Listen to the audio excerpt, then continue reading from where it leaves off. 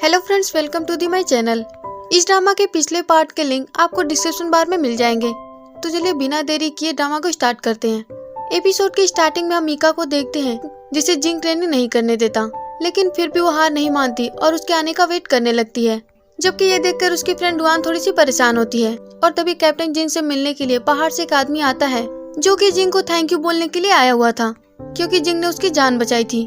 इसीलिए वो जिंग के लिए कुछ सामान लेकर आया होता है, लेकिन रूल के अनुसार कोई भी बाहरी सामान अंदर अलाउड नहीं था, इसीलिए वो सभी एक्सेप्ट नहीं करते। लेकिन मीका और रुआन उसका सामान लेकर उसे कहती हैं कि वो कैप्टन के आने के बाद उसे दे देंगी। अब उस आदमी की हेल्थ सही नहीं होती, इसीलिए मीका उसे छोड़ने के लिए जाती है। लेकिन जब वो वापस आने लगती है तो काफी रात हो जाती है और काफी तेज बारिश भी होने लगती है। वही हम जिंग को देखते हैं जो कि मीका के बारे में सोच रहा होता है और उसे लगता है कि वो मीका के प्रति कुछ ज्यादा ही स्ट्रिक्ट हो गया। अब जब वो गेट के बाहर निकलता है तो वहाँ पर रुआन को देखता है जो कि उसे बताती है कि वो मीका का वेट कर रही है। जबकि हम मीका को देखते हैं जो कि अपना रास्ता भूल गई होती है और वो वहाँ पर एक गड्ढे में भी गिर जाती है, इसीलिए वो काफी ज्यादा डरी होती है। जबकि जिंग मीका को ढूंढते हुए उसके पास पहुँच जाता है तो वो इतनी ज्यादा डरी होती है कि वो उसे देखकर हक कर लेती है, लेकिन उसका पैर इंजर्ड होता है इसीलिए वो चल नहीं पाती। तो वो उसे अपने कंधे पर बैठने के लिए कहता है, जिसके बाद जिंग उसे मेडिकल रूम लेकर आता है जहाँ पर वो डॉक्टर को बुलाने के लिए कहता है। तो मीका मना कर देती है और खुद ही बैंडेज करने लगती है।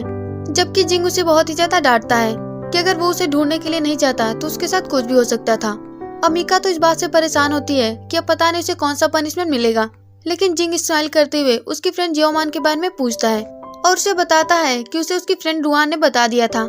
इसके बाद जिंग उसे कहता है कि वो उसे ट्रेनिंग कैंप से नहीं निकालेगा, बल्कि वो एक दिन के रेस्ट के बाद ट्रेनिंग के लिए आ सकती है। जबकि हम वेनबो और रुआन को देखते हैं जिनमें बहस हो रही होती है, क्योंकि रुआन सही टाइम पर नहीं आई होती है, इसीलिए वेनबो गुस्सा होता है। तो रुआन उसे बताती है कि उसे कोई इम्पोर्टेंट काम था और फिर उसने मैसेज करके उसे इन्फॉर्म भी किया था और वो कल ट्रेनिंग करने के लिए कहती है। लेकिन वेनबो उसे कहता है कि उसे नहीं लगता कि वो अपने रिपोर्टर होने का गलत फायदा उठा रही है, क्योंकि वेनबो को लग रहा था कि उसने सीनियर कैप्टन हाउ को कहकर मीका को ट्रेनिंग करने का मौका दिलवाया, लेकिन रुआन ने तो ऐसा कुछ किया ही नहीं था, इसीलिए वो गुस्सा होकर चली जाती है। लेकिन बॉक्सिंग रिंग में बॉक्सिंग करते हुए उसे सच पता चल जाता है। तो वेनबो को पता चल जाता है कि गलती उसी की थी, इसीलिए वो भागते हुए रुआन के पास जाता है जहाँ वो उसकी शूटिंग कंप्लीट करने में उसकी हेल्प करती है। लेकिन रुआन तो उससे गुस्सा होती है, इसीलिए वो बार बार परफेक्ट शॉट के बहाने बिल्डिंग से नीचे कूदने के लिए कह रही होती है, जिस वजह से वेनबो के हाथों की इंजरी थोड़ी सी बढ़ गई थी। जबकि रुआन को जब इसके बारे में पता चलता है तो वो उसे कंटिन्यू करने के लिए मना कर देती है। जबकि वेनबो अपनी रूड बिहेवियर के लिए उससे सिंसियरली माफी मांगता है और कल उसे टाइम पर आने के लिए बोलकर चला जाता है। जबकि रुआन उसे देखकर स्माइल करती है और नेक्स्ट सीन में वो मीका के साथ एक पार्सल रिसीव करती है जिसमें उसके इम्पोर्टेंट मेकअप किट का डुप्लीकेट होता है जो कि वेनबो ने उसके लिए बाय किया था। अब ये देखकर रुआन इम्प्रेस होती है तो मीका उसे चिढ़ाने लगती है। अब हम अगली सुबह का सीन देखते हैं जहाँ पर सभी को इमरजेंसी रेस्क्यू ट्रेनिंग के लिए ले जाया जाता है, जहाँ पर सभी को 5-5 लोगों के टीम में डिवाइड किया जाता है, जिनमें हर एक टीम के साथ एक एक ऑफिसर होता है और मीका की टीम का ऑफिसर जिंग होता है। अब यहाँ पर उन्हें बताया जाता है कि जो भी टीम अपने पेशेंट को जल्दी ही सेव कर लेगा उसे ज्यादा पॉइंट मिलेंगे। तो अब रूल्स जानने के बाद सभी अपने ट्रेनिंग साइट पर जाते हैं जहाँ पर मीका की टीम अपने पेशेंट को रेस्क्यू कर रही होती है। तभी उन्हें पता चलता है कि टीम 2 को अपने पेशेंट को बचाने के लिए एक रस्सी की जरूरत है। अब मीका देखती है कि उसके टीम के पेशेंट की हालत ज्यादा सीरियस नहीं है, जबकि टीम 2 का पेशेंट काफी सीरियस है, इसीलिए वो अपना रस्सी उसे दे देती है। लेकिन इसी वजह से मीका की टीम काफी लेट पहुंचती है, लेकिन फिर भी उसके टीम को ज्यादा पॉइंट मिलते हैं और वो टीम आज के ट्रेनिंग की बेस्ट टीम होती है, क्योंकि उन्होंने जाने से पहले अपने इक्विपमेंट को अच्छी तरह से चेक किया और न सिर्फ अपने दूसरे टीम का समर्थन किया बल्कि उसकी जान पहले बचाई जो कि ज्यादा सीरियस था। लेकिन कैप्टन मीका को रैपलिंग सीखने के लिए भी कहते हैं जिसमें उसे रस्सियों का प्रॉपर यूज करना था। तो मीका यही सोचकर परेशान होती है कि अब वो रैपलिंग कैसे सीखे, और तभी वो ऑफिसर ली को देखती है तो उसे रैपलिंग सिखाने के लिए कहती है और वो भी इसके लिए मान जाता है। जबकि जिंग भी उसे रैपलिंग सिखाने के लिए उसके रूम के बाहर आता है तो उसे उसके फ्रेंड से पता चलता है कि वो तो थोड़ी देर पहले ट्रेनिंग ग्राउंड की ओर गई है। तो वो ट्रेनिंग ग्राउंड की ओर जाता है जहाँ पर उन दोनों को ट्रेनिंग करते हुए देखता है, तो वो वहाँ से चला जाता है। तो अब हम कैंटीन का सीन देखते हैं जहाँ पर लंच करते समय मीका कैप्टन ली को थैंक यू बोलते हुए स्पेशल डिश देती है जो कि उसका फेवरेट होता है और वो उसे काफी ज्यादा पसंद आता है और वो उससे काफी सारी बातें करने लगती है। जबकि जिंग उसके पीछे ही बैठा होता है और उससे ये सब कुछ टॉलरेट नहीं होता, इसीलिए वो जेलस होकर वहाँ से चला जाता है। तो अब इसी जेलसी को खत्म करने के लिए जिंग ली के साथ बॉक्सिंग कम्पीट करता है, लेकिन यहाँ पर बेचारे ली की हालत तो काफी ज्यादा खराब हो जाती है वही हम वेनबो और रुआन को देखते हैं, जहाँ पर रुआन वेनबो को उसकी इंजरी के लिए ऑइंटमेंट देती है, लेकिन वो उसे लेने से मना कर देता है क्योंकि बाहर से कोई भी चीज अलाउड नहीं होती। तो रुआन तो उसे लेने के लिए जिद करने लगती है, लेकिन वेनबो फिर से उसे मना करते हुए आधे घंटे बाद शूटिंग के लिए मिलने का बोलकर चला जाता है। तो फाइनली दोनों शूटिंग लोकेशन पर पहुंचते हैं, जहां पर रुआन अपनी सेल्फीज ले रही होती है। तो वेनबो उसकी हेल्प करता है और उसकी बहुत सारी पिक्चर क्लिक करता है, जिसके बाद वेनबो रुआन को ट्रेनिंग दिखाने के लिए ले जाता है, लेकिन वहाँ पर तो रुआन को इमरजेंसी हो जाती है। तो वो वेनबो को इस बारे में समझाने लगती है, लेकिन वेनबो को पहले तो कुछ समझ ही नहीं आता और रुआन के काफी ज्यादा स्ट्रगल करने के बाद वेनबो को समझ आ जाता है कि उसे टॉयलेट जाना है, इसीलिए वो अपनी जीप में बिठाकर उसे ट्रेनिंग कैंप की ओर ले जाता है, जहाँ पर जीप से जल्दीबाजी में निकलने के चक्कर में रुआन की ड्रेस पीछे से फट जाती है और वो जीप में फंस भी जाती है। तो वो वेनबो को निकालने के लिए कहती है, तो वो उसे निकालने की कोशिश करता है लेकिन निकाल नहीं पाता। अब रुआन को कुछ ज्यादा इमरजेंसी होती है, तो वो खुद ही अपने ड्रेस को खींच लेती है, जिस वजह से उसकी शर्ट पीछे से पूरी फट जाती है। तो अब ये देखकर वेनबो अपना फेस दूसरी तरफ टर्न कर लेता है, लेकिन रुआन खुद को कवर करने के लिए उसका टी शर्ट बोरो करती है।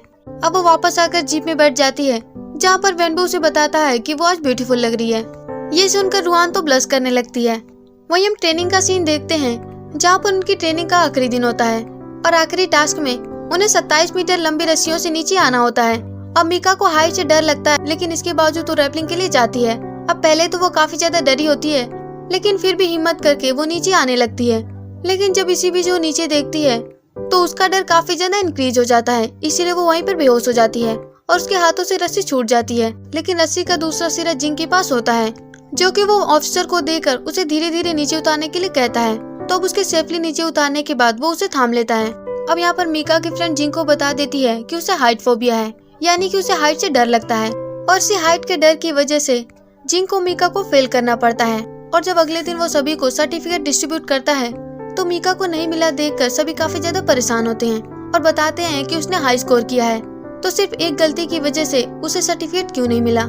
लेकिन जिंग उन सभी को बताता है कि उसे हाइट फोबिया है, तो वो इमरजेंसी रेस्क्यूअर नहीं बन सकती। अब खुद की गलती होने पर मीका भी इस बात को एक्सेप्ट कर लेती है, लेकिन फिर भी जब वो थोड़ी सी अपसेट होती है तो जिंग उसके पास जाकर इसके लिए माफी मांगता है। इस पर मीका उसे कहती है कि वो इसे माइंड नहीं कर रही, क्योंकि इससे पहले भी वो काफी बार फेल हुई है। इसके बाद वो उसे 2 साल पहले की स्टोरी सुनाने लगती है, जहाँ पर एक कैप्टन ने उसे बचाया था। अब वो यहाँ पर उस कैप्टन को अंकल कहती है, तो अंकल सुनकर जिंग थोड़ा सा चिढ़ जाता है और उसे पूछता है कि क्या वो श्योर है कि वो अंकल ही था, वो यंग भी तो हो सकता है। इस पर मीका उसे कहती है कि उसने जिस तरह से सिचुएशन को हैंडल किया और जिस तरह से उसे काम डाउन किया, वो काफी ज्यादा एक्सपीरियंस लग रहा था, तो जरूर वो कोई अंकल ही होगा, लेकिन वो कोई यंग भी हो सकता है। अब वो यहाँ पर उसे ये भी बताती है कि वो बहुत ही ज्यादा हैंडसम था, जो सुनकर जिंग उसे कहता है कि स्पेशल पुलिस तो मास्क लगाए होती है, फिर उसे कैसे पता कि वो हैंडसम था।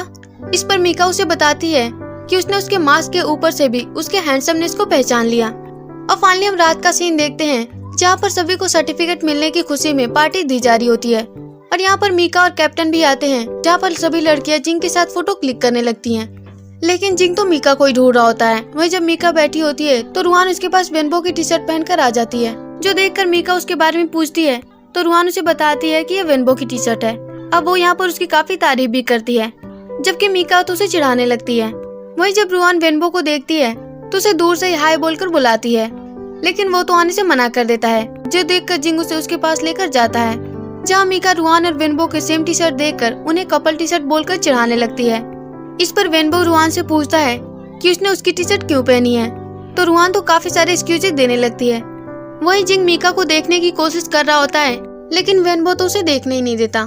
और तभी सभी ट्रेनी अनाउंस करते हैं कि ट्रेनिंग के दौरान उनसे काफी हार्ड ट्रेनिंग करवाई गई, इसीलिए अब पावर रिवर्स हो गया है।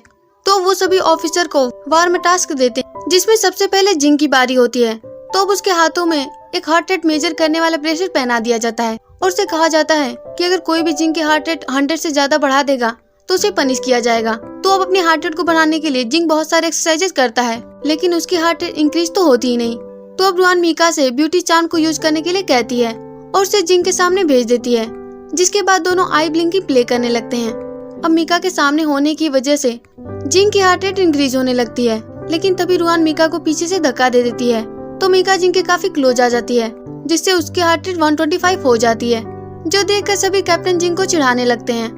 तो पनिशमेंट के तौर पर जिंग को काफी सारे वियर ड्रिंक करने पड़ते हैं। जिसके बाद वेनबो की बारी आती है वही जब जिंग को पता चलता है कि मीका को टॉयलेट जाना है तो वो उसे बेस की तरफ लेकर जाता है, जहाँ से वापस आते समय उन्हें पता चलता है कि यहाँ से 8 किलोमीटर की दूरी पर एक एक्सीडेंट हो गया है और कार का ड्राइवर घायल हो गया है। इसीलिए वो दोनों उस तरफ रश करते हैं और इमरजेंसी नंबर पर कॉल करने के साथ साथ ड्राइवर को लोकेट करने की कोशिश करने लगते हैं, जो कि ट्रक के ड्राइविंग सीट पर होता है, जो कि खाई में गिरा हुआ था।